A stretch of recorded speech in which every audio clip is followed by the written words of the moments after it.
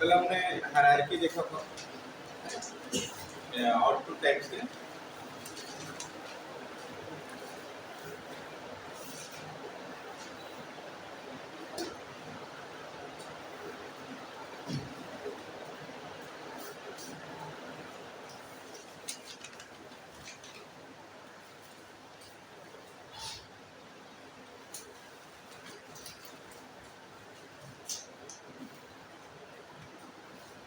कल हमने डिस्कस किया था सीआरटी मॉनिटर।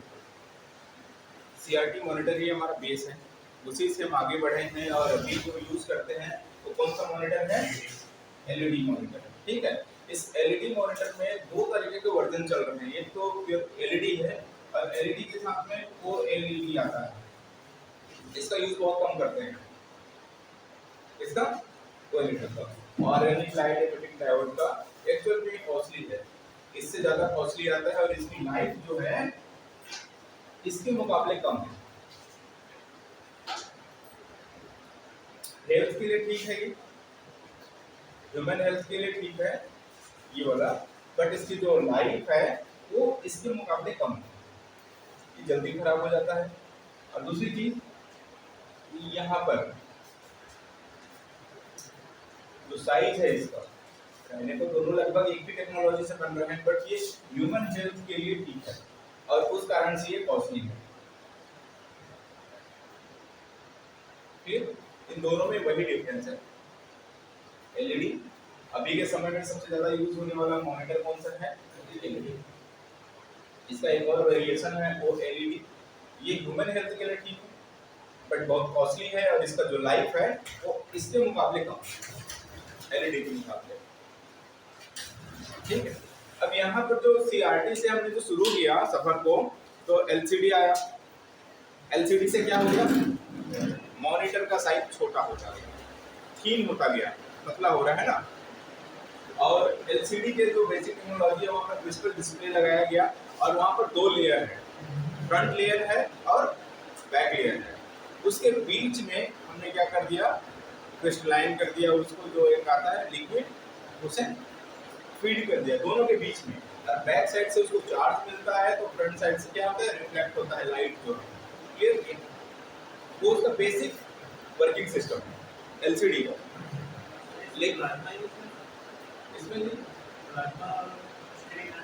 हाँ, ये सबसे अलग है, ये सबसे अलग है प्लाज्मा स्क्रीन।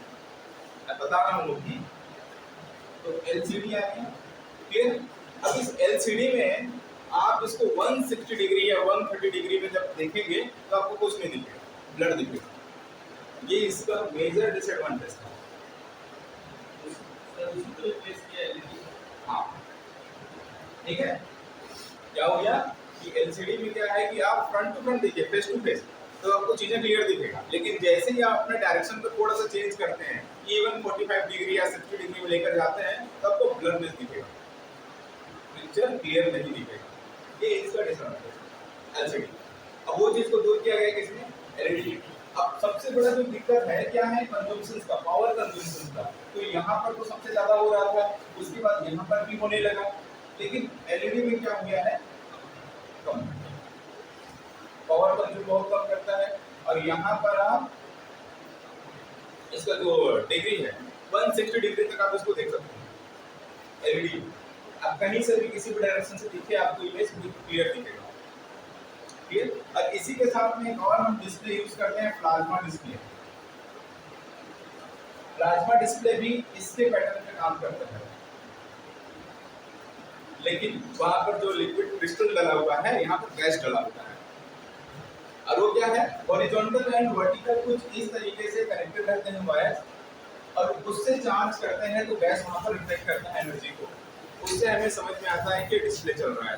और खास करके मॉनिटर के लिए प्लाज्मा डिस्प्ले यूज नहीं करते, वो बिग स्क्रीन 40 इंच या उससे जैसे उस टाइप की स्क्रीन है उसके लिए यूज करते हैं, खास करके टीवी हो गया। ये मॉनिटर में अभी यूज नहीं करते, प्लाज्मा डिस्प्ले आप एलईडी यूज करते हैं। ठीक? तो इसका सिर्फ आपको क्या रखना है? नाम को याद रखना है। इसमें और कुछ नहीं पूछेगा, वो सिर्फ नाम पूछेगा कि सीआरटी का फुल फॉर्म क्या है, कि एलईडी का फुल फॉर्म क्या है, यही चीज आपको पूछेगा। लाइट एमिटिंग डायोड, उसमें ऑर्गेनिक लगा दीजिए फर्स्ट में, बाकी एलईडी ही है। मेन है आपका प्रिंटर, यहाँ से ज्यादा सवाल आते हैं। अब देखिए प्रिंटर को क्लासीफाई, अब प्रिंटर मतलब क्या है भाई, जो भी हमें हार्ड कॉपी में प्रिंट है या पेपर में प्रिंट है, वो पेपर कुछ भी हो सकता है। जैसा फ्लैक्स आता है पेज प्लास्टिक, तो उसमें भी तो प्रिंट निकलता है, वो भी हम क्या कंसीडर कर रहे हैं, उसको एज अ पेपर ही कंसीडर कर रहे हैं। लेकिन प्रिंटर का टाइप बदल गया। अब अगर उसकी जो टेक्नोलॉजी है, प्रिंटर का जो प्रिंटिंग स्टाइल है, उस प्रिंटिंग स्टाइल पे प्रिंटर को कैटेगराइज करते हैं तो 3 टाइप के मिलते हैं। सबसे पहला मिलता है कैरेक्टर प्रिंटर। कौन सा? Character printer. दूसरा लाइन प्रिंटर, क्या मिलता है? Line printer. और चौथा तीसरा पेज प्रिंटर। अभी तीनों में क्या हो रहा है बताइए? कैरेक्टर प्रिंटर में हाँ, एक एक जब वो प्रिंट करेगा तो कैरेक्टर बाई कैरेक्टर करेगा, मतलब एक समय में एक ही कैरेक्टर प्रिंट करेगा, उसके बाद आगे बढ़ते जाएगा, बढ़ जाएगा हॉरिजॉन्टली, ठीक। और सभी में क्या होता है, यहाँ पर भी आपका हेड मूव करेगा, पेपर मूव नहीं करेगा, पेपर फिक्स है, हेड मूव हो रहा है लेफ्ट टू राइट, लेकिन राइट टू लेफ्ट प्रिंटिंग नहीं करता। इसको ध्यान रखना है, हमेशा लेफ्ट टू राइट ही प्रिंट करेगा, बट वापस ला करके फिर से रिसेट कर देगा। क्लियर है? लाइन प्रिंटर में क्या करेगा, एक बार में पूरा लाइन प्रिंट कर देगा। इसी टेक्निक पे स्कैन होता है, इसी टेक्निक में स्कैनिंग होता है, एक बार में पूरा एक लाइन को स्कैन किया जाता है। क्लियर? पेज प्रिंटर में पूरा पेज प्रिंट किया जाएगा। ये हो गया प्रिंटिंग टेक्निक के अकॉर्डिंग। इसमें हाँ, लेकिन अभी यूज नहीं होते, वो उस समय की बात है जब हमारे पास 1960 से लेकर के 80 के बीच में जब प्रिंटर बने थे, उस समय कैरेक्टर प्रिंटर था, और उसके बाद फिर लाइन प्रिंटर आया, फिर अभी तो पेज प्रिंटर चल रहा है सबसे। जैसे कि डॉट मैट्रिक्स प्रिंटर है। डॉट मैट्रिक्स प्रिंटर में क्या होता है, डॉट के फॉर्म पे क्रिएट करता है, है ना? क्या करते हैं वो लेटर वाइज, वो कुछ लाइन वाइज भी करते हैं। एक लाइन की, जैसे कि आपका वो उसका हेड जो है, उसमें जो पिन्स लगे रहते हैं, अगर ये शेप बनाना है और उसके पिन्स पूरे नहीं आ रहे हैं तो क्या करेगा, पूरे को खींच देगा, उसके बाद दूसरा लाइन खींच देगा। इस तरीके से भी करते हैं। ये हो गया प्रिंटिंग टेक्निक के, उसमें हम क्लासिफाई कर दिए कि हमारे पास कैरेक्टर प्रिंटर है, लाइन प्रिंटर है और पेज प्रिंटर है। अब जब इसके हम टाइप्स में आते हैं, क्या होता है, सबसे पहले हम इम्पैक्ट बताते हैं, इम्पैक्ट और नॉन इम्पैक्ट, ये दो आ जाते हैं, और इन्हीं तीन को वापस इसमें रिसिप्ट कर दिया जाता है। अब यहाँ पर अलग अलग प्रिंटिंग टेक्नोलॉजी का नया नया नाम आ जाता है, यहाँ से हट करके, लेकिन है तो वो तीनों में ही। जैसे एक छोटा सा एग्जाम्पल, आप मल्टी फंक्शन प्रिंटर 1005 को जानते हैं? लेजर प्रिंटर सबसे ज्यादा यूज होने वाला था, अब वो जाकर के थोड़ा कम हुआ। इसमें क्या है, मल्टी फंक्शन इसलिए क्योंकि स्कैन भी होता है, फोटोकॉपी भी होता है और प्रिंट भी होता है। आजकल यही प्रिंटर बहुत ज़्यादा चलता है, जिसमें तीनों फैसिलिटी हो, कि वो प्रिंट भी करता है, स्कैन भी करता है और साथ ही साथ फोटोकॉपी भी करता है, क्योंकि तीन चीज़ें आपके एक साथ आ गए। अब यहाँ पर हम क्या करते हैं, लेजर टेक्निक का यूज कर रहे हैं। लेजर टेक्निक, अब इसमें क्या होता है, निगेटिवली चार्ज इंक का यूज किया जाता है, निगेटिव चार्ज, ठीक है। अब क्या करते हैं इसमें, निगेटिव चार्ज इंक, क्या बोला जाता है, टोनर, उसी को हम क्या बोल देते हैं, टोनर। हाँ, पाउडर भी है, ड्राई इंक बोल सकते हैं आप उसको। लेजर प्रिंटर में क्या यूज करते हैं, ड्राई इंक, ठीक है। तो ये जो लेजर प्रिंटर हम बोल रहे हैं, यहाँ पर जो टोनर बोल रहे हैं वो ड्राई इंक है, उसके टैंक में हम फीड करा देते हैं। फीड कराने के बाद उसमें ड्रम लगा रहता है। जब हीट जनरेट होता है वो कहाँ पर ड्रम में आ जाता है, लाइन बाय लाइन। और जब वहां से पेपर गुजरता है तो उसे पेपर में चिपका दिया जाता है। बस यही टेक्निक है लेजर प्रिंटर का, और उसके अलावा कुछ नहीं करता। अगर कहीं पेपर किया और कुछ हो गया तो आप उसको देख सकते हैं, उसके रिफ्लेक्शंस को ड्रम में। लाइन एक साथ 3 लाइन करीबन आते हैं, 3 लाइन को एक साथ वो प्रिंट करता है। जब पेपर रोल होकर कैसे निकलता है, खींचता है, फीड होता है पेपर, तो पेपर खींचते वक्त तो क्या है, तो वो रोल तो गोल है, ड्रम आपका वो घूम रहा है, और घूमते घूमते क्या करता है, पूरे पेज आपका प्रिंट होता है। तो एक बार में एक ही लाइन करेगा, लेकिन उसमें 3 लाइन का रिफ्लेक्शन रहता है। एक साथ जब घूमेगा तो क्या हो जाएगा, 3 लाइन प्रिंट होगा, और तब तक उसमें न्यू लाइन फिर से चार्ज कर दिया जाएगा। और जब प्रिंटर में साइड में काले धब्बे आते हैं, क्यों आते हैं वो?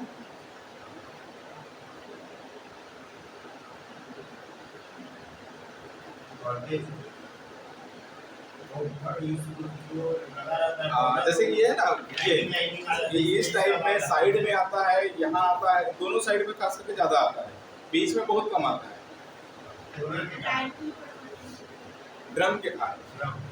ड्रम जब खराब होता है ना, तो जो क्लीनिंग होता है, क्लीनिंग हेड, वो उसको क्लीन नहीं कर पाता है, इसलिए कुछ इंक वहां पर रह जाती है। जैसे कि मान लो कि यहाँ पर ये फर्स्ट वाली लाइन हुआ ना, तो इसमें ऐसा तो नहीं कि पूरा का पूरा आकर यहाँ चिपक गया, आपका टोनर पाउडर यहाँ पर पूरा आ गया, कुछ ना कुछ इसमें रह जाता है। और उसको जब क्लीन किया जाता है ना, तो क्लीन करते वक्त साइड साइड में रह जाते हैं, क्योंकि घूम रहा है वो, तो वहाँ पर ज़्यादातर गड्ढे बनते हैं साइड में, तो उसमें छूट जाता है और वो इंक यहाँ पर चिपकने लगता है।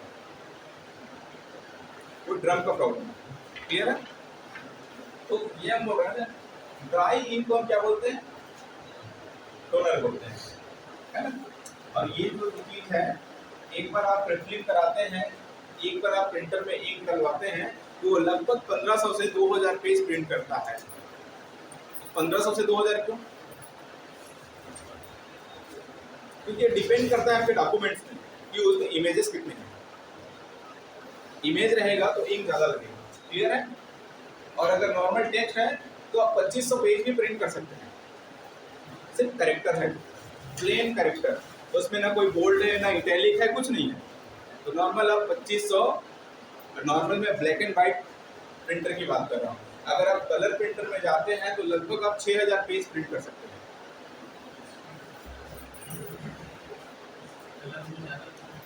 हाँ, कलर में जाते हैं तो लगभग आप 6000 पेज प्रिंट कर सकते हैं, लेकिन इसमें आप 2500 पेज तक प्रिंट कर सकते हैं। ब्लैक एंड व्हाइट और कलर की आते हैं, अलग है, क्लियर है? तो अब यहाँ पर हम क्या बोल रहे हैं भाई कि इम्पैक्ट प्रिंटर है, क्या है इम्पैक्ट प्रिंटर में? पहला क्या आएगा, डॉट मैट्रिक्स। इसी में हम कैरेक्टर प्रिंटर को भी रखते हैं इम्पैक्ट का। और इम्पैक्ट के बेसिकली ये है कि वहाँ पर जो टेक्नोलॉजी हम यूज कर रहे थे, जो टेक्निक यूज कर रहे थे, वो हेड का यूज कर रहे थे, है ना। रिबन इंक वाला हेड आता था पहले, जो कि कैरेक्टर प्रिंटर में यूज होता था। इसका मतलब क्या है, कैरेक्टर बाय कैरेक्टर हो रहा है, तो जब आप वो प्रिंटिंग करता है तो वहाँ से कुछ आवाजें निकलती हैं प्रिंटिंग के दौरान, तो इसलिए वो सारे को हमने क्या कर दिया, इम्पैक्ट में डाल दिया, कैटेगराइज किए। तो जितने भी जो है प्रिंटिंग के दौरान कुछ आवाज करते हैं, जैसे कि हेड जब मूव होता है प्रिंट के लिए, तो वहां से कुछ न कुछ आवाजें आती हैं प्रिंटिंग का, वो क्या हो गया, उसको हमने इम्पैक्ट कैटेगरी में रखा हुआ है। तो यहाँ पर कैरेक्टर भी इम्पैक्ट में आता है, लाइन बाय लाइन कर रहा है, और ये स्लोअर है, बहुत स्लो प्रिंट करता है, ठीक, 30 to 600 कैरेक्टर पर सेकेंड स्पीड है। ये डिपेंड करता है अलग अलग प्रिंटर के मॉडल पे, तो मिनिमम 30 कैरेक्टर्स को प्रिंट कर सकता है और मैक्सिमम 600। यही चीज सेम डॉट मैट्रिक्स भी करता है, लेकिन वो उससे फास्ट है, कैसे कैरेक्टर और डॉट के फॉर्मेट में प्रिंट होता है, इसलिए उसका नाम ही रख दिया गया जो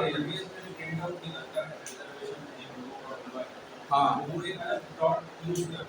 वही डॉट मैट्रिक्स प्रिंटर है। जो चार अभी तो उन लोग का जो टिकट है वो नॉर्मल लेजर हो गया, लेकिन वो आवाज की वजह से बहुत ज्यादा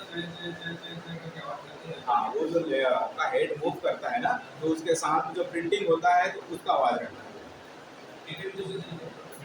पहले निकलता था डॉट मैट्रिक्स से, अब उन्होंने चेंज कर दिया, उन्होंने लेजर ले आया उसकी जगह, वो छोटा वाला प्रिंटर, ठीक है, वो कर दिया। लेकिन अभी भी उनका जो चार्ट है वो उसी से निकलता है, तो जो रिजर्वेशन चार्ट बनाते हो ना, वो उसी से निकलता है, डॉट मैट्रिक्स से। हाँ, वो भी कौन सा जो होम टू होम लोग करते हैं उसको बोल रहे हैं। हाँ, वो डॉट मैट्रिक्स है, लेजर नहीं है। हाँ, ये सब सारा आउटपुट है। हाँ, आउटपुट में आता है। तो बेसिकली आप क्या कर रहे हैं कि आपका जो कॉस्ट है, एक और अभी आता है नया चल रहा है जो प्रिंटिंग शॉपिंग मॉल्स वगैरह में आता है, एटीएम मशीन में जो यूज होता है, ये भी तो लेजर है, बट अगर इसमें आप क्या करते हैं, थोड़ा सा हीट अप्लाई करते हैं तो इंक छोड़ देता है। पेज भी अलग होता है। हाँ, बिजली बिल वाला भी सब गायब हो जाता है, 2 दिन आप पॉकेट में साफ, ठीक है, तो वो अलग है, उसका जो इंक है वो ऐसे ही रहता है। तो यहाँ पर इम्पैक्ट में पहला आ जाएगा आपका कैरेक्टर, दूसरा डॉट मैट्रिक्स। अच्छा, डॉट मैट्रिक्स में जो लाइंस हैं वो रो एंड कॉलम के फॉर्म पे होता है। तो एक तो है कि आपके पास 5 row and 7 column, 5 column 7 row, 5 cross 7, ठीक। इसका मतलब क्या हो गया कि आपके पास जो है 5 इस तरीके से कॉलम है और इस तरीके से 7 रो है, तो इसमें टोटल डॉट कितने बनेंगे, 30। तो उसके मदद से करते हैं। एक होता है 8 क्रॉस 8 का होता है, हर का अलग अलग प्रिंटिंग हेड होता है। तो हेड में क्या है, ये जो डॉट्स होते हैं उस पर डिपेंड करता है कि कितना टाइम ले रहा है प्रिंट करने के लिए। अब यहाँ पर ये हो जाएगा तो 64 डॉट हो जाएंगे। तो इसका हेड का जो है वो अलग अलग पिंस में आता था, तो जब से लेजर आया तब से तो ये सब बाहर ही हो गया, ठीक है।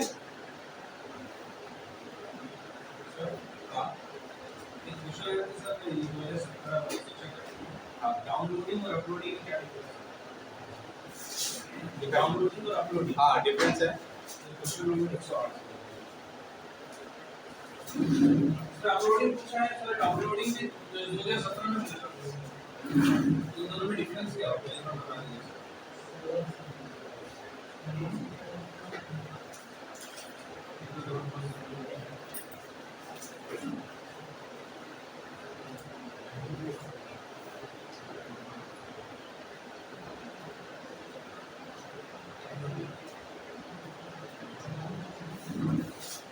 देखिए, इसमें 4 ऑप्शन दिए हैं। वो पूछ रहा है, क्वेश्चन पूछ रहा है, सिंपल सा है कि आप क्या कर रहे हैं, इंटरनेट से कोई फाइल को ट्रांसफर कर रहे हैं अपने सिस्टम, लोकल सिस्टम, ये क्वेश्चन है।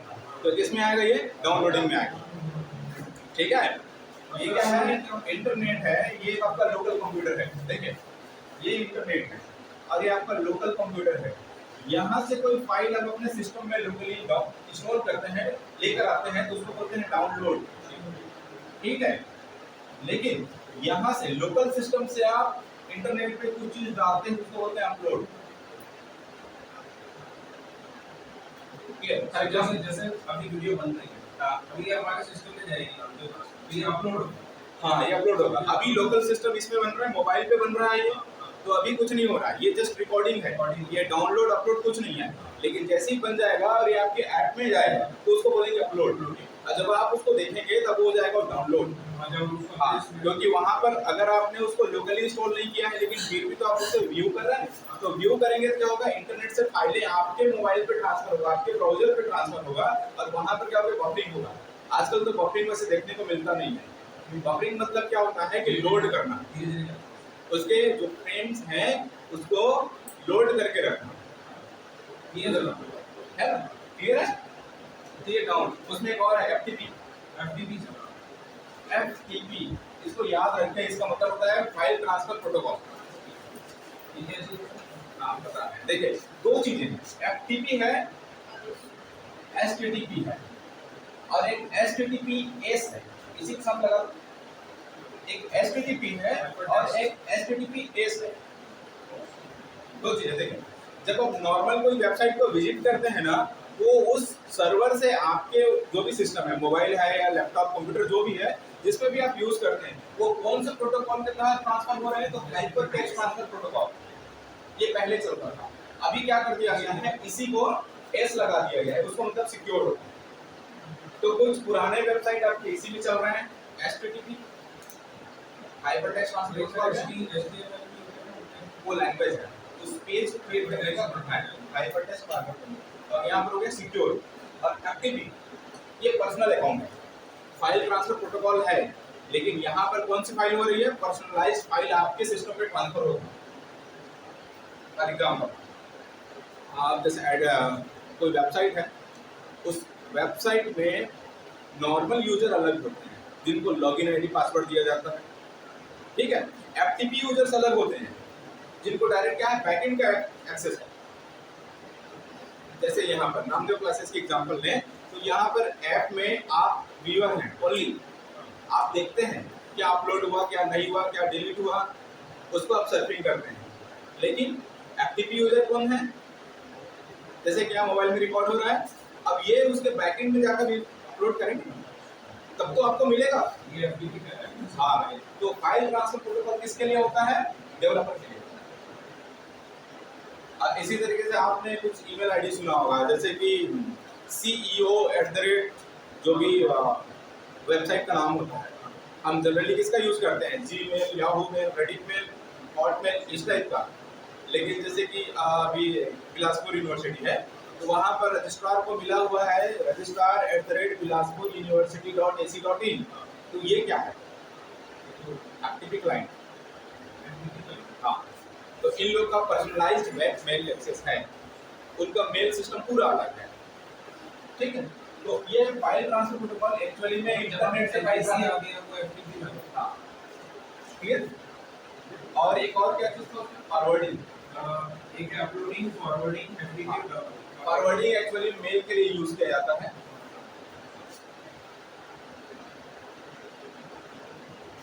उसी टर्मिनोलॉजी में ही आप लोग को क्या करते हैं ना, कंफ्यूज करते हैं, और कुछ नहीं है, सिर्फ वर्ड्स। क्लियर है। इसके बाद आता है इंकजेट प्रिंटर में। तो अभी सबसे ज्यादा जो यूज होने वाला प्रिंटर है वो इंकजेट और लेजर प्रिंटर, दोनों का अपना अलग अलग यूज है। इंकजेट में क्या करते हैं, हम इंक का यूज करते हैं, और ये इंक दो तरीके से यूज किया जाता है कि पहला RGB मोड है और दूसरा CMYK। इंकजेट प्रिंटर में दो कलर मोड यूज किया जाता है, RGB और CMYK। इसके साथ में यहाँ पर कलर को स्प्रे करके प्रिंट किया जाता है, ठीक है। कलर को क्या करता है, नोजल लगा हुआ है, हेड में नोजल है, तो क्या करता है, स्प्रे करने का काम करता है इंक को। लेकिन बॉइल्ड इंक को पहले उसको बॉइल किया जाएगा, निकलती है जैसे 30 फोटो चाहिए पासपोर्ट साइज। हां, तो इसमें भी 30 पासपोर्ट साइज मैंने फोटो लिया, फोटोशॉप है, प्लस किसी कॉपी में, हां, तो एक शीट में निकालता है। हां, तो किसमें आएगा, वो लोग लेजर प्रिंटर यूज करते हैं। ये तो कलर मोड है, RGB और CMYK। जो प्रिंटर यूज किया जा रहा है वो दोनों तरीके से है, या तो आपका क्या है, इंकजेट है या लेजर है, दोनों में कलर प्रिंटर है। लेकिन जो फोटो इमेज के लिए जो काम करते हैं वो लोग लेजर प्रिंटर भी यूज करते हैं। अगर वो इंकजेट में प्रिंट कर देगा ना, तो क्या होता है, हेड मूव किया एक बार हो गया, फिर लाइन आ जाएगा, गैप आ जाएगा, जैसे इस टाइप का प्रिंट होगा। यहाँ पर देखिए, ये जो टेबल लगा हुआ है, ऊपर वाला अलग दिख रहा है, उसके नीचे वाले में थोड़ा सा ऐसा लाइन है, स्पेस, सेम वैसे ही प्रिंट कर देगा इंकजेट। इवन डॉक्यूमेंट्स को भी कर देता है। अगर आपके डॉक्यूमेंट में कोई इमेज वगैरह है तो उसे भी इस तरीके से करता है। तो ये कलर प्रिंटिंग के लिए रिलायबल नहीं है अगर ग्राफिक्स है उसमें। तो अब ग्राफिक्स वगैरह सब प्रिंट कर सकते हैं इंकजेट में, लेकिन क्लैरिटी नहीं मिलेगा जो लेजर प्रिंटर में आपको मिलेगा। तो वहाँ पर लेजर है, सॉरी नोजल है, और नोजल क्या करता है, इंक को स्प्रे करता है। और उसके लिए दो प्रकार के हम यूज करते हैं। आपके प्रिंटर में कितने इंक का टाइप है, RGB मतलब 3 टाइप यूज कर रहे हैं आप, और CMYK में 4 टाइप यूज कर रहे हैं, दो ही आता है। CMYK, RGB, CMYK कलर है, दो RGB में एक और ठीक है। एक्चुअली में क्या करते हैं, दो मीडिया है हमारे पास, प्रिंट मीडिया है और डिजिटल मीडिया है। तो डिजिटल मीडिया के लिए जनरली हम RGB red green blue colour use करते हैं, इसके लिए उसका अपीयरेंस बहुत अच्छा आता है। और सीएमवाई के प्रिंट मीडिया के लिए सी फॉर सियान, CYAN, M for magenta,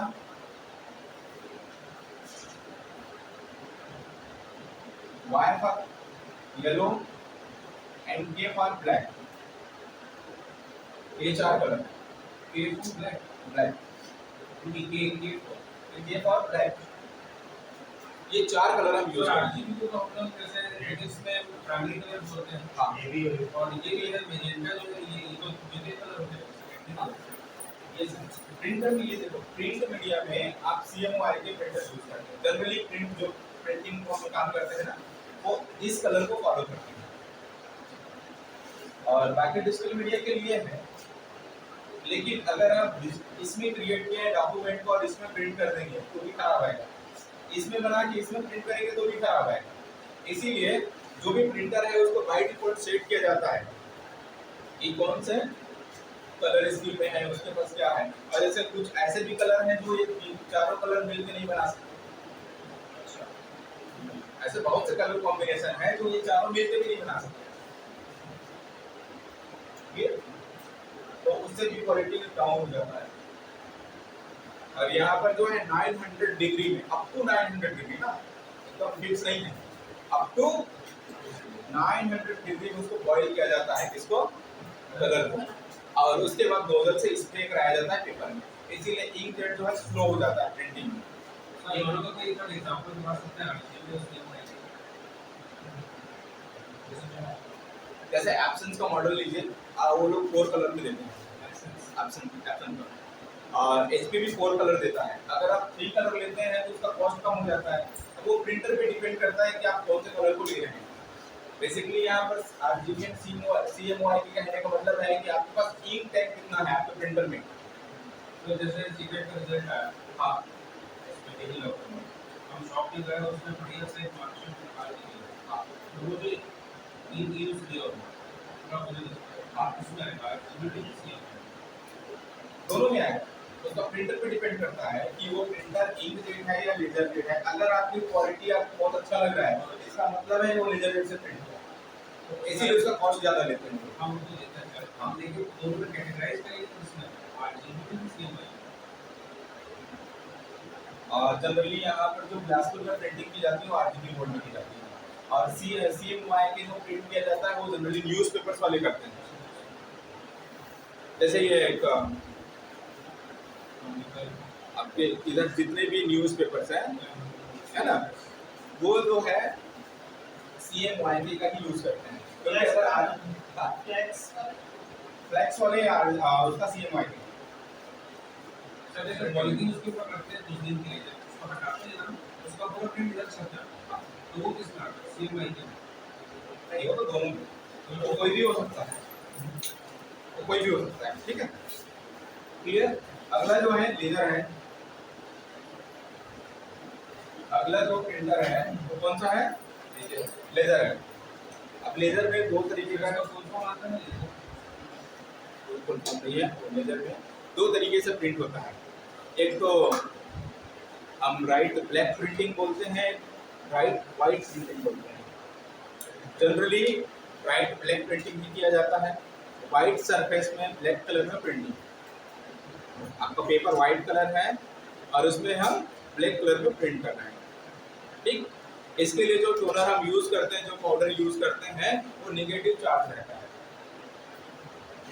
जो इंक यूज करते हैं ड्राई इंक, वो क्या रहता है, नेगेटिव चार्ज रहता है, और उसे हीट करके हम ड्रम की सहायता से अपने पेपर में ट्रांसफर करते हैं, रिफ्लेक्ट करते हैं। ये उसकी प्रिंटिंग टेक्नोलॉजी है, क्लियर है।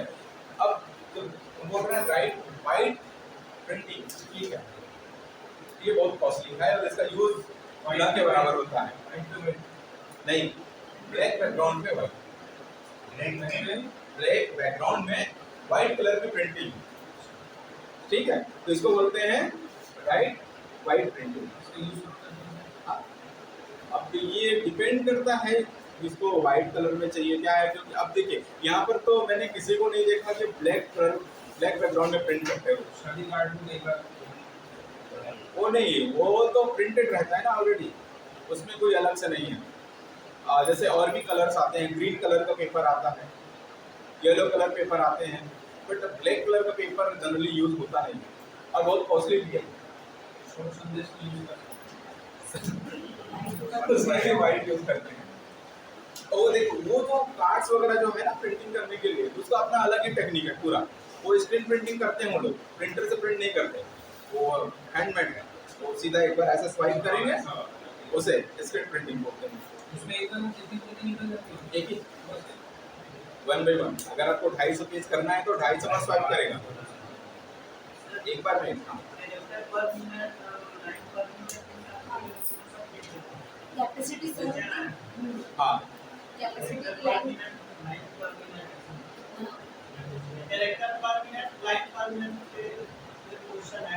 हाँ, तो उसमें क्या पूरा बताइए क्वेश्चन को। लाइन प्रिंटर एक मिनट में कितना प्रिंट कर सकता है, कैरेक्टर प्रिंटर कितना प्रिंट कर सकता है एक मिनट में, एक बार में? एक बार में तो वो तो कैलकुलेशन पे डिपेंड है ना। क्वेश्चन मिल जाएगा आपको, तो उसका एग्जैक्ट क्वेश्चन लेकर आइए, ठीक है, मैं उसका बता दूंगा आंसर क्या है। इसकी कैपेसिटी तो होती है ना, अगर लाइन प्रिंटर कितना प्रिंट कर सकता है एक बार में? एक बार में हाँ, बताया ना अभी, आपका जो कैरेक्टर प्रिंटर है वो 300 से लेकर 300 बोलता 30 से लेकर के 600 कैरेक्टर पर सेकंड प्रिंट कर सकता है। इसमें पर सेकंड में चलते हैं 30 से लेकर के 600। ये अलग अलग प्रिंटर का अपना अलग अलग है, और डॉट मैट्रिक्स भी वैसे कर सकते हैं। और लेजर जो प्रिंटर है, लेजर प्रिंटर का नोट कर लीजिए, लो स्पीड में 8 से 10 पेज, 8 से 10 पेज पर मिनट। हाँ, लेजर।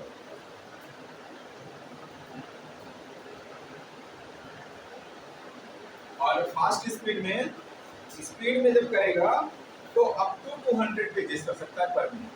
अब ये भी प्रिंटर पे डिपेंड करता है।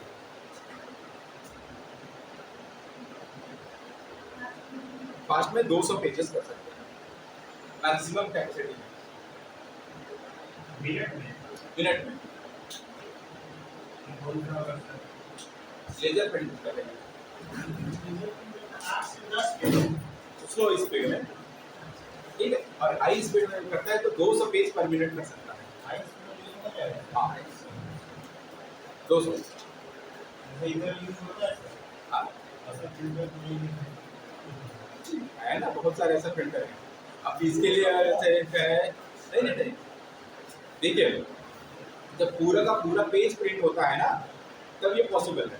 आपके पास है कैनन का प्रिंटर आता है, बड़ा मॉडल का, एक एप्सन का प्रिंटर है, मेरे कॉलेज में एक लगा हुआ है एप्सन का, वो कर देता है, वो CMYK में है वो प्रिंटर।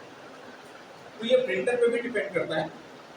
ये जो पेजेस है, हमने बोला कि 8 से 10 पेज स्लो प्रिंट में जो नॉर्मल मशीन होती है छोटे फोटोकॉपियर टाइप से, वो आपका 8 से 10 पेज लेगा, लेकिन जो बड़ी मशीनें हैं लेजर प्रिंटर में, वो लगभग 200 पेज निकाल देते हैं। इसलिए तो कॉस्ट भी लेते हैं 1.5 लाख 2 लाख। और आपकी प्रिंटर की गारंटी किसमें आता है? इंकजेट प्रिंटर का आता है 20,000 टू 30,000 के बीच में आता है गारंटी। प्रिंटिंग अब अलग अलग मॉडल का अलग अलग है अपना, 20 से 30,000 रहता है, तो मतलब 20,000 पेज आपने निकाल लिया तो आपकी प्रिंटर की गारंटी खत्म हो गई। या फिर 1 साल, 1 साल तक गारंटी है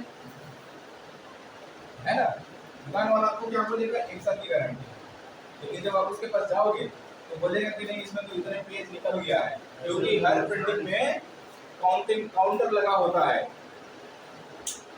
जब प्रिंटर प्रिंट करता है तो उसके साथ काउंटर लगा रहता है, जो कितने पेजेस प्रिंट किया वो हर पेज में लिखता है अपना, कौन से मॉडल से वो प्रिंट किया गया है, वो इनविजिबल है, वो दिखता नहीं है ना। उसी का यूज करते हैं फॉरेंसिक वाले, तो उसका मॉडल नंबर छपता है, हर पेज में छपता है कि कौन से मशीन से कौन से नंबर का पेज प्रिंट हो रहा है। आपके डॉक्यूमेंट का पेज नंबर अलग है।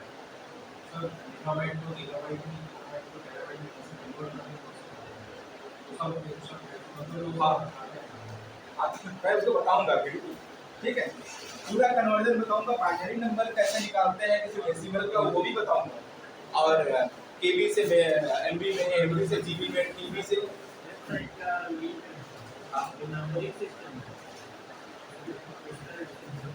वेबसाइट का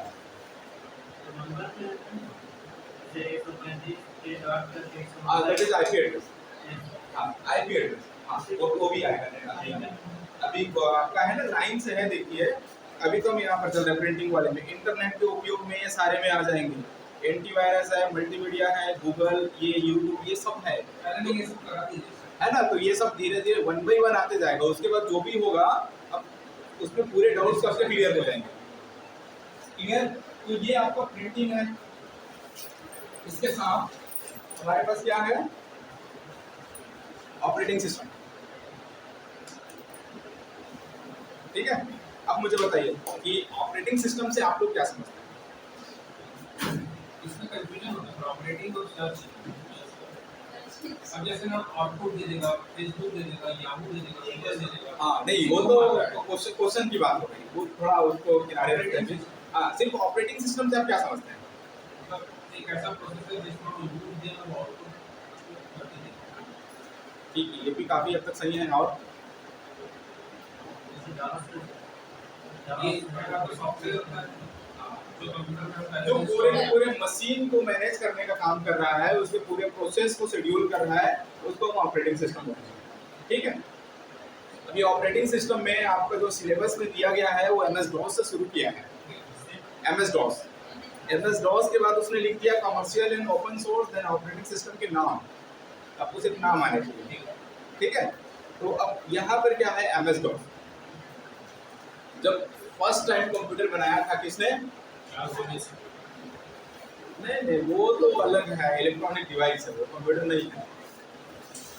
अच्छा, father of modern digital computer में उनका नाम जाता है चार्ल्स बेबेज का। ठीक है, फादर ऑफ मॉडर्न कंप्यूटिंग में किसका नाम जाता है? एलन ट्यूरिंग का। नोट कर लीजिए सर। भारत में भी एक फादर ऑफ कंप्यूटर है, उसका नाम क्या है? ये तो चार भारत में कंप्यूटर का जन्म एक व्यक्ति है सर, बड़ा तो भूल गया। भारत में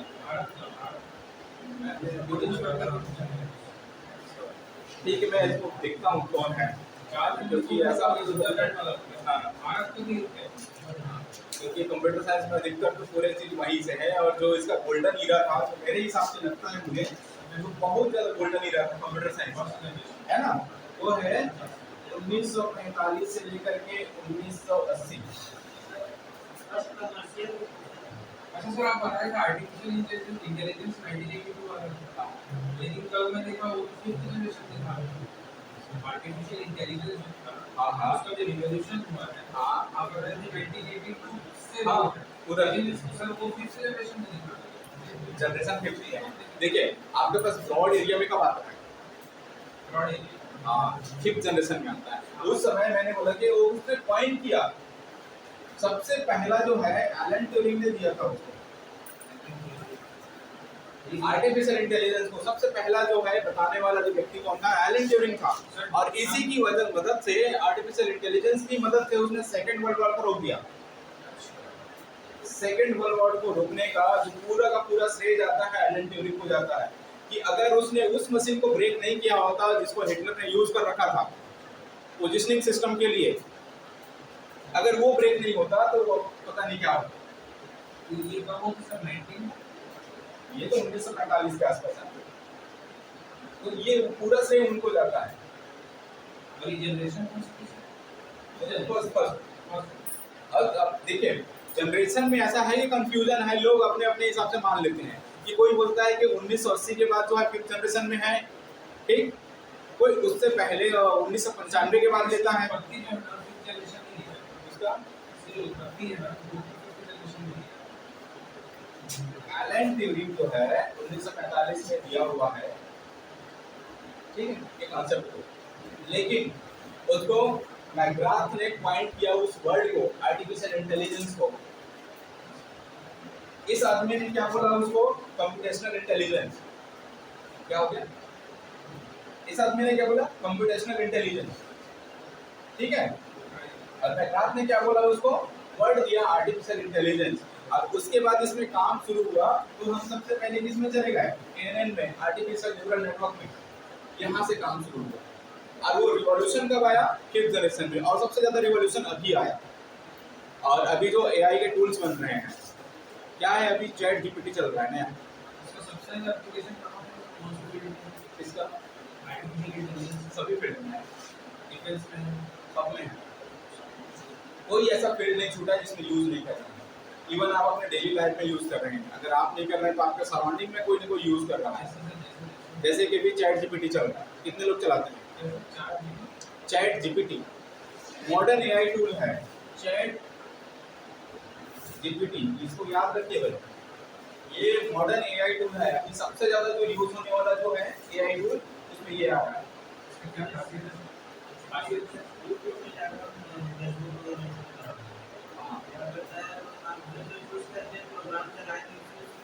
अच्छा, ये क्या करता है, आप इससे कोई क्वेश्चन पूछे तो ये पूरे नेट से जो भी इंटरनेट में अवेलेबल डॉक्यूमेंट्स हैं जो इसके एक्सेस में हैं, वो सभी से मिला करके आपको आंसर प्रोवाइड करता है। ये काम करता है। वैसे ये बोल रहे हो भी वही चीज़ है। जैसे कि इसका दिखाता है।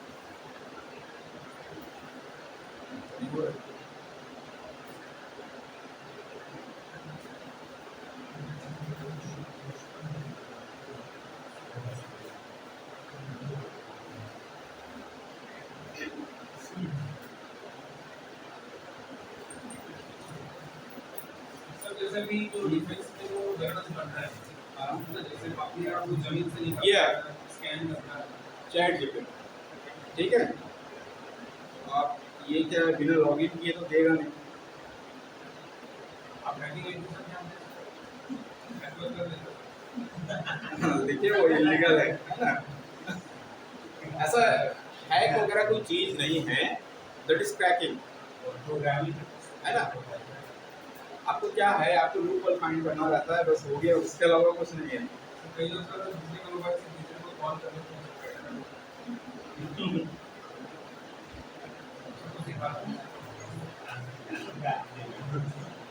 सबसे आसान तरीका है हैकिंग करने का। आप जिस नेटवर्क से कनेक्ट है ना, उसमें हैकिंग करने की जरूरत ही नहीं है। बस आपको थोड़े से कमांड आने की, हर सिस्टम का फाइल दिखेगा, ठीक है।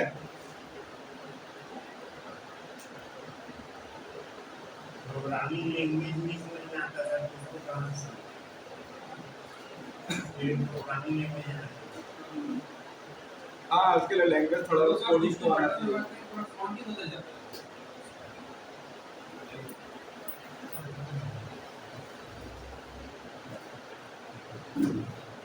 सर एड्रेस सोर्स बता दो इससे फाइल आप सर तो रहने दीजिए तो इससे कहां टाइम ये देखो कुछ इस तरीके से मैंने सिर्फ छत्तीसगढ़ लिखा। इसने क्या किया, जितना भी उसको रिसोर्सेस मिला जिससे उसको एक्सेस है, उस सारी चीज से लेकर के मेरे को सिर्फ आंसर देने लगा। That is the modern AI tool chat. यही है, आप लिखे सीधा चैट जीपीटी लिखे, उसके आ जाएगा, ठीक है। ये है। तो सबसे पहले कहाँ पर थे, एमएस डॉस में थे ना। बहुत से ऐसे चीजें हैं जो कि वर्ड से कंफ्यूज कर देते हैं, सिर्फ वर्ड से कंफ्यूजन होता है। अब एमएस डॉस, सिर्फ डॉस लिखते हैं, डिस्क ऑपरेटिंग सिस्टम। क्या है ये, डिस्क ऑपरेटिंग सिस्टम। सबसे पहला जब आईबीएम ने कंप्यूटर बनाया था, इंटरनेशनल बिजनेस मशीन, पहला कंपनी है जिसने कंप्यूटर बनाया, है ना। ठीक है, तो उसके लिए माइक्रोसॉफ्ट कंपनी ने ऑपरेटिंग सिस्टम लिखा पूरे सिस्टम को फंक्शन करने के लिए। उसका नाम था डिस्क ऑपरेटिंग सिस्टम, लेकिन इसके सामने लगा था PC, personal computer disc operating system. Sir इसमें जो फैक्ट होगा एग्जाम के वे पे आएगा, हाँ। वो वन लाइनर में लिखवा दो। वन लाइनर ना, हाँ लिखवा दो। ठीक है। यहाँ सुनने के बाद घर जाने के बाद क्या सुने तो भगवान वाली यहाँ तो हाँ हाँ हो जाता है। ठीक है। क्या पढ़ेंगे ये तो हम लोग तो यहाँ पर ये जो है PC DOS disk operating system, ये क्या कर रहा है, पूरे सिस्टम को मैनेज करने का काम करता था। और ये लगभग आपके फ्लॉपी डिस्क में यूज होता था, फ्लॉपी डिस्क में यूज होता था। ये वाला पहला प्रोग्राम। इसके बाद कंपनी ने उसको उसके बैनर से बाहर निकाल करके लॉन्च किया, तब इसको बोला गया MS DOS। IBM से बाहर निकल करके उसने लॉन्च किया और ये सभी कंपनी के कंप्यूटर के लिए हो गया। उस समय मोटोरोला एक कंपनी आया था, उसने भी अपना कंप्यूटर बनाया, तो उसके लिए भी इसने बना दिया, तो IBM के लिए PC DOS कहा जाने लगा और इसके लिए MS DOS, मतलब उसने अपनी कंपनी का नाम पहले जोड़ दिया बिल गेट्स ने, माइक्रोसॉफ्ट डिस्क ऑपरेटिंग सिस्टम। और इसमें बेसिकली सारे चीज कमांड से करते थे। तो जैसे कुछ कमांड है, नोट कर लीजिए। पहला तो है कॉपी, जहाँ पर इंटरनल और एक्सटर्नल कमांड में ऐसा क्लासिफिकेशन किया गया है। तो कॉपी है, वर्जन है ना, टाइम, डेट, लेबल, वॉल्यूम, ठीक है।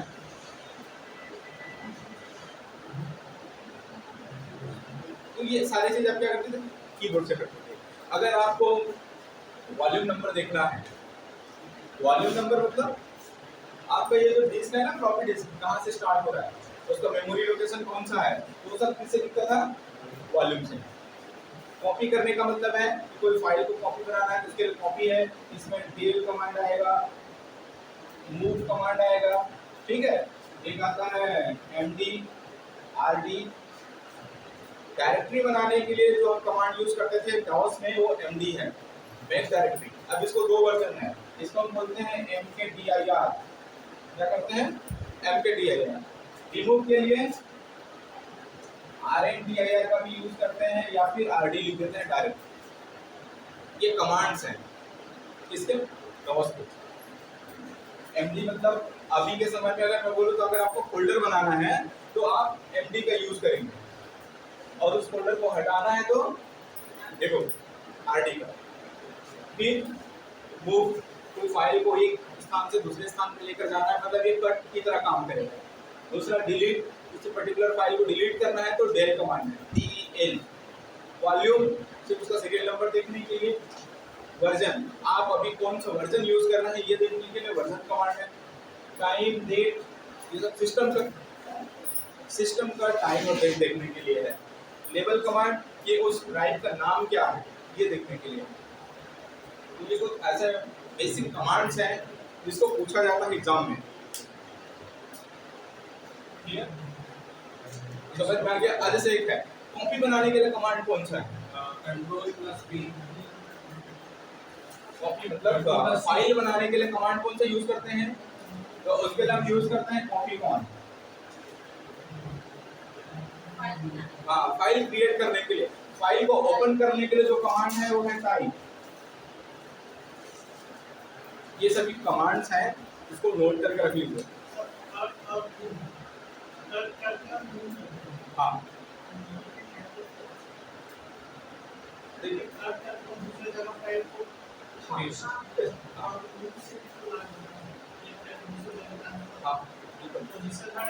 पोजीशन हट गया। अब ये विंडोज में आप उसको कट पेस्ट से करते हैं, ठीक है, और डॉस में आप उसको मूव से करते हैं।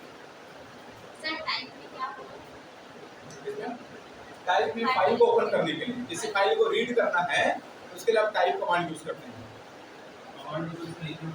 हाँ, आपको सब कुछ टाइप करना पड़ेगा। डायरेक्टरी बनाने के लिए MD है, डायरेक्टरी को मिटाने के लिए, हटाने के लिए RD है, ठीक है। ये कुछ बेसिक कमांड है आपके। अब इसके साथ में जैसे कि हम बोलें कि फाइंड कमांड है, फाइंड भी है, तो ये एक्सटर्नल कमांड है, इसके लिए अलग से सॉफ्टवेयर इंस्टॉल करना पड़ता था। इसी तरीके से एक एट्रिक कमांड है।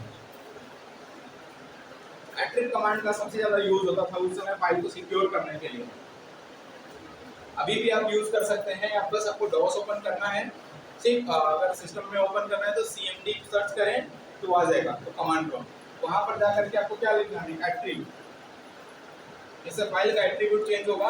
आप उसको सिस्टम फाइल बना सकते हैं, हिडन फाइल बना सकते हैं, आर्चिव फाइल बना सकते हैं। अगर आप इसको ऐसे कर दिए कि +H+S+A, तो ये फिर विंडोज उसको डिटेक्ट नहीं करेगा, किसी को दिखाएगा नहीं, आपको वापस उसको हिडन को हटाना पड़ेगा, सिस्टम फाइल से हटाना पड़ेगा, आर्चिव से हटाना पड़ेगा, तभी आप देख पाएंगे उस फोल्डर या फाइल में। तो ये सिक्योरिटी देने के लिए हम इसका यूज करते हैं। क्लियर है? तो एग्जांपल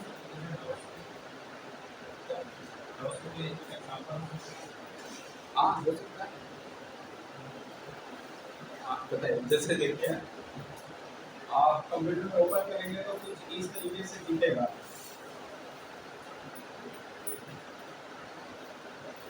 ये ठीक है, ये बता रहे हैं आपके ड्राइव लोकेशन को, सी कोलन, इसको टोटल हम बोलते हैं प्रॉम। क्या बोलते हैं? प्रॉम। टोटल पूरे को मिला करके प्रॉम बोलते हैं। अब इसका अलग अलग नाम लिखिए। ये आपको बताता है ड्राइव को, रूट डायरेक्टरी को, ये बताता है वर्किंग डायरेक्टरी को, और ये बताता है एंड ऑफ प्रॉम को, और ये बताता है आपका कर्सर, जहां से आपको अपना काम शुरू करना है। अब इसमें से जैसे कि किसी भी कमांड को आपने डेट को देखना है, डेट देखना है, तो सबसे पहले आप यहाँ पर डेट लिखेंगे और इंटर बटन दबाएंगे। इंटर बटन प्रेस करेंगे तो ये सिस्टम का जो डेट है, उस कंप्यूटर का जो डेट है वो दिखाएगा। ठीक है, उसमें जो भी सेट होगा वही दिखाएगा। क्लियर? ये हो गया। जैसे कि आपको फाइल बनाना है, तो फाइल बनाने के लिए आप क्या किए, कॉपी कौन लिखे, और उसके बाद यहाँ पर आप जो भी है फाइल देंगे। जैसे कि मान लो कि मैं demo.txt बनाना चाहता हूँ, demo.txt,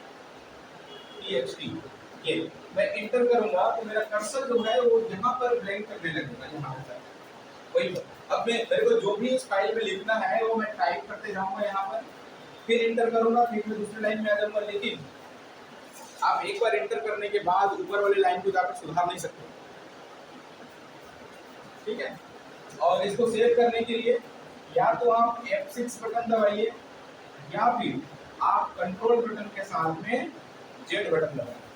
उसके बाद इंटर करेंगे तब भी जाकर के सेव होगा। अब इस फाइल को ओपन करना है, इस फाइल को ओपन करना है तो आप क्या लिखेंगे, टाइप, और जो भी है demo.txt, इंटर करेंगे, ये हो जाएगा आपका फाइल, पूरा फाइल ओपन होकर के आ जाएगा। अच्छा बताइए, हम विंडोज में जिसको इंटर बटन के नाम से जानते हैं, उसको यूनिक्स या लाइनेक्स या फिर मैक में कौन से नाम से जानते हैं? Control plus Z. कौन सा? नहीं, रिटर्न बटन। ये जो इंटर बटन है ना, जैसे विंडोज ऑपरेटिंग सिस्टम में आपको इंटर बटन बोलते हैं। जैसे ही आप एप्पल के मैक ओएस में चले गए, या फिर लाइनेक्स बेस्ड में बोल रहा हूँ, लाइनेक्स बेस्ड ऑपरेटिंग सिस्टम में जब आप काम करते हैं तो इस बटन को रिटर्न बटन के नाम से जानते हैं। रिटर्न बटन के नाम से जानते हैं, और काम दोनों का एक ही है, बटन वही है बट नाम अलग है। मैक ओएस में इसको रिटर्न बोलते हैं, और लाइनेक्स में भी रिटर्न बोलते हैं, और कंट्रोल जो बटन है आपका, कंट्रोल बटन, इसको कमांड बटन बोलते हैं। कंट्रोल बटन को मैक ओएस में कमांड बटन बोलते हैं।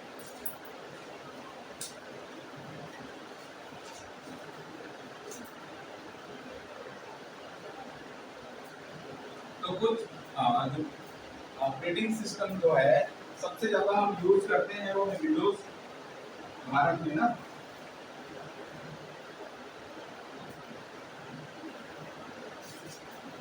अच्छा मुझे ये बताइए,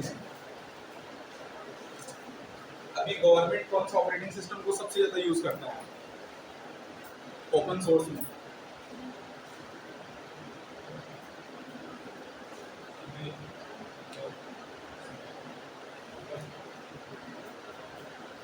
हमारे पास दो तरीके का ऑपरेटिंग सिस्टम है फिलहाल। एक को बोलते हैं क्लोज्ड सोर्स, ठीक है, दूसरे को बोलते हैं ओपन सोर्स।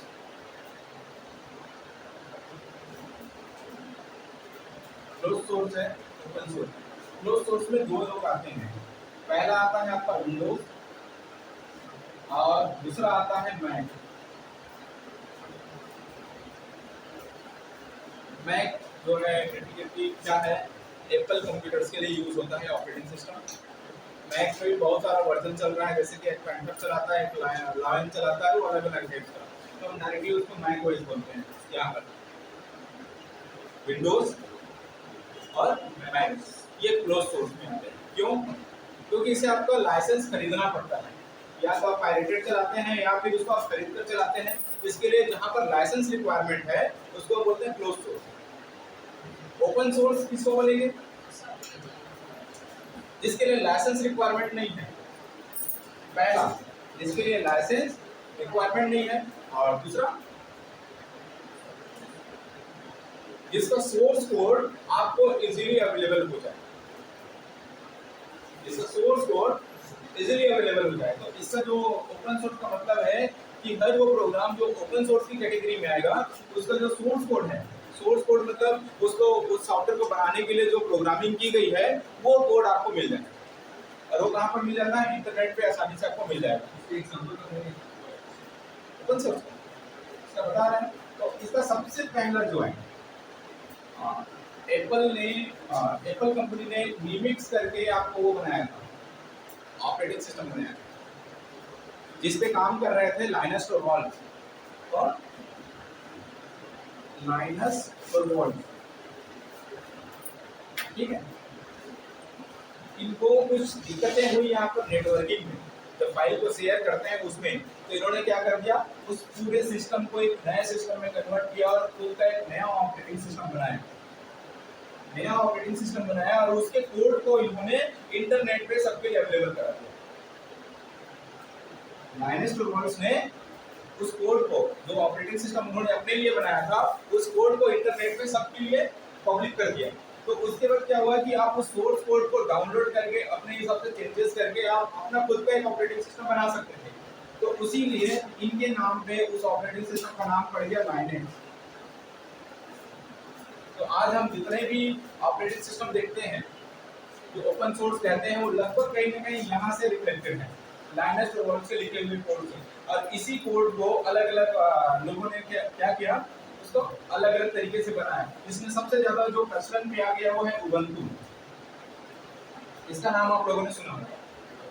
हाँ, तो इसने क्या किया, इस सोर्स कोड को लेकर के अपने कंपनी के उसमें बैनर पे एक नया ऑपरेटिंग सिस्टम को मॉडिफाई करके नया बनाया और इसको क्या कर दिया, पब्लिकली अवेलेबल करा दिया।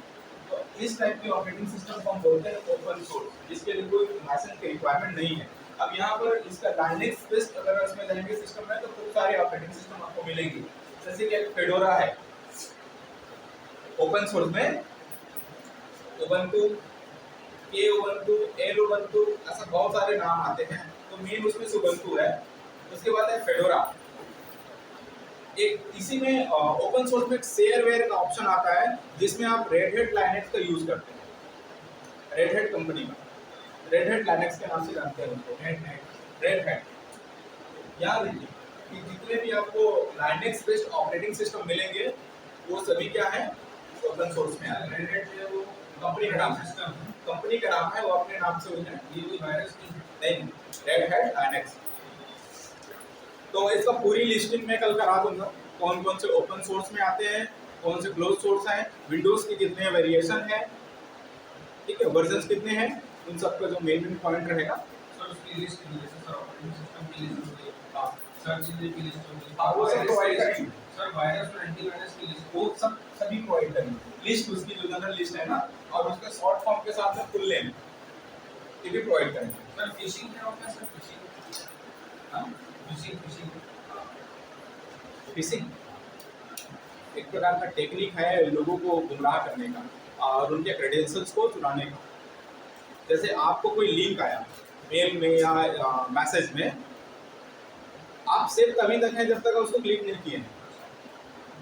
अगर जिसके सोर्स के बारे में आपको पता नहीं है तो वो दिक्कत है। अगर उस लिंक को आपने क्लिक किया तो आपके पूरे सिस्टम का एक्सेस उस सामने वाले के पास चला जाएगा, तो उसको बोलते हैं फिशिंग। ये नॉर्मली मेल्स में, हाँ मेल्स में करते हैं। और एक स्मिशिंग करके एक और अभी नया वर्ड चल रहा है जो एसएमएस में करते हैं। नॉर्मल जो टेक्स्ट मैसेज आते हैं मेल के लिंक को तो व्हाट्सएप में भी हम शेयर कर सकते हैं। हाँ बिल्कुल। उसका मतलब फ्रॉड फोन में भी पॉसिबल नहीं तो वहाँ एक्सेस नहीं देगा, एक्सेस नहीं देगा ना, वो रोक देगा।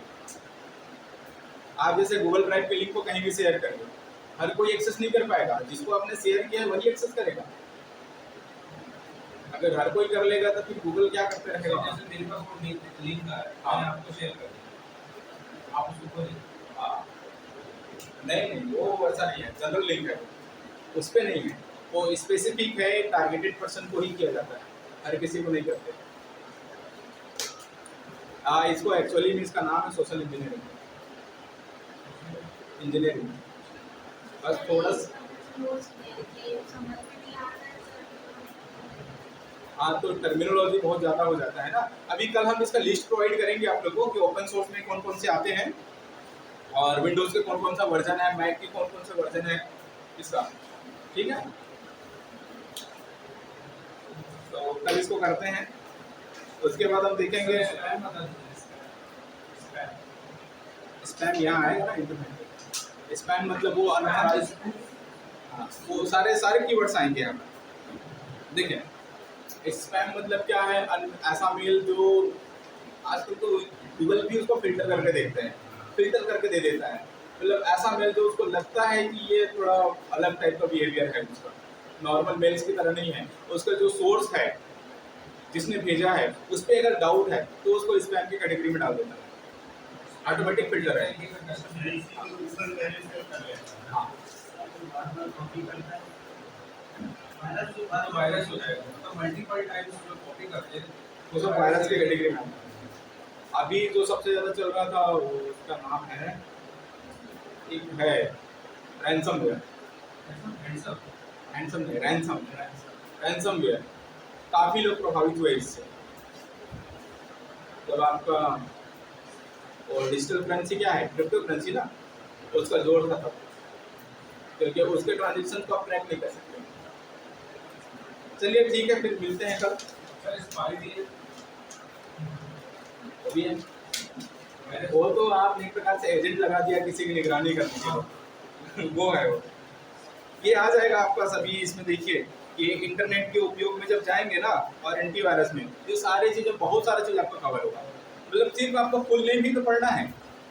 वन लाइनर क्या है कि जैसे कि हम बोल रहे हैं कि भाई ओपन सोर्स है, उबंटू है, ये क्या है, सिर्फ नाम जानना है। अब इसके साथ वो फंसाते कैसे हैं कि 3 को नाम दे दिए आपके ऑपरेटिंग सिस्टम का, एक नाम दे दिया आपके ब्राउजर का।